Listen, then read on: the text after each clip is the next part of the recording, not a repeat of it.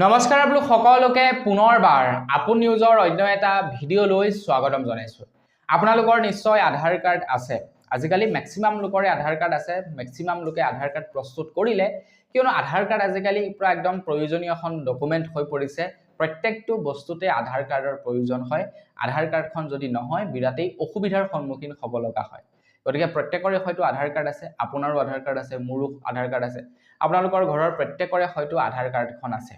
আৰু আধাৰ কাৰ্ডখন থাকিলে কিন্তু নহয়, আজিকালি মেইন বস্তুটো হৈ গ'ল আধাৰ কাৰ্ডৰ লগত লিংক হৈ থকা মোবাইল নাম্বাৰটো। কিয়নো আধাৰ কাৰ্ডখন যেতিয়া আপোনালোকে কৰবাত দিবলৈ যায় আজিকালি OTP ভেৰিফিকেশ্যন কৰে। আৰু OTP ভেৰিফিকেশ্যন সেইটো নম্বৰত যায় যিটো নাম্বাৰ নেকি আধাৰ কাৰ্ডৰ সৈতে সংযুক্ত হৈ আছে বা আধাৰ কাৰ্ডৰ সৈতে লিংক হৈ আছে। আধাৰ কাৰ্ডখন মানে আজিকালি বিৰাটেই প্ৰয়োজনীয়। তো আধাৰ কাৰ্ডৰ ওপৰত এতিয়া নতুনকৈ এটা নিয়ম বনাইছে উদয় তৰফৰ পৰা। তো সকলোৰে বাবে এই নিয়মটো বিৰাটেই প্ৰয়োজনীয়। তো কিনো নিয়ম বনাইছে মই আজি আপোনালোকক তাৰ ওপৰতে জনাম।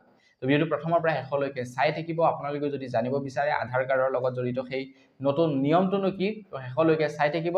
তো মই শ্ৰী প্ৰাঞ্জল গগৈ, আপোনালোকে চাই আছে আপোন নিউজ। আহক আৰম্ভ কৰোঁ আজিৰ ভিডিঅ'। আজিৰ ভিডিঅ'টো আৰম্ভ কৰাৰ আগতে লাইক এটা কৰিবলৈ নাপাহৰিব। চেনেল যদি সাবস্ক্ৰাইব কৰা নাই তেন্তে চেনেলটো সাবস্ক্ৰাইব কৰি ল'ব এনেকুৱা ধৰণৰ খবৰবিলাক চাই থাকিবৰ কাৰণে। তো আধাৰ কাৰ্ডৰ ওপৰত ওলোৱা কথাটো হৈ গ'ল যে আধাৰ কাৰ্ড এতিয়াৰে পৰা আপডেট কৰিবৰ কাৰণে আপোনালোকৰ অকণমান জটিল হ'ব বুলি জনাইছে। আধাৰ কাৰ্ডৰ জন্মৰ তাৰিখ আৰু আধাৰ কাৰ্ডত থকা আপোনাৰ নামটি এই দুটা বস্তু আপডেট কৰিবৰ কাৰণে এতিয়া অকণমান জটিল হ'ব বুলি জনাইছে।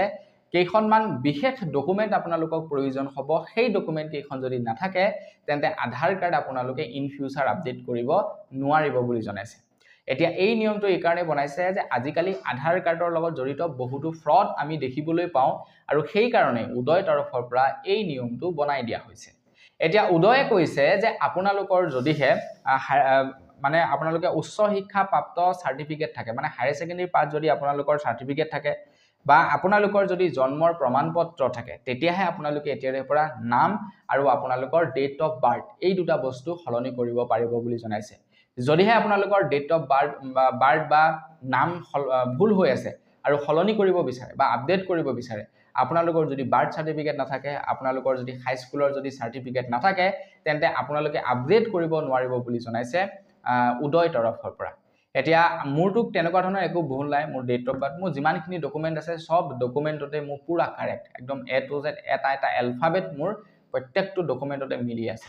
তো কিছুমান এনেকুৱা মানুহ থাকে যিবিলাকৰ নেকি আধাৰ কাৰ্ডৰ লগত পান কাৰ্ডখন নিমিলে, পান কাৰ্ডখনৰ লগত ভোটাৰ কাৰ্ড নিমিলে, ভোটাৰ কাৰ্ডৰ লগত আকৌ বেংকৰ পাছবুকখন নিমিলে, মানে ডকুমেন্ট পাতি পুৰা খেলি মেলি একদম পুৰা তেহেজ নেহেজ হৈ থাকে। তো তেওঁলোকৰ অকণমান অসুবিধা হ'ব, তেওঁলোক অকণমান বিপদত পৰিব। তো আপোনালোকৰো তেনেকুৱা হৈ আছে নেকি কমেন্ট এটা কৰি জনাব। তো বন্ধু বান্ধৱীসকল বস আজিৰ ভিডিঅ' জনাবলগীয়া সৰু এটা খবৰ ইমানে আছিলে। খবৰটো জানি কেনেকুৱা লাগিলে কমেন্ট কৰি জনাব। যদি ভাল লাগিলে লাইক এটা কৰিব। চেনেল যদি সাবস্ক্ৰাইব কৰা নাই সাবস্ক্ৰাইবটো কৰি ল'ব। পুনৰ এটা ভিডিঅ' লগ কৰাৰ সৈতে বিদায় মাগিছোঁ। ধন্যবাদ। জয় অসম।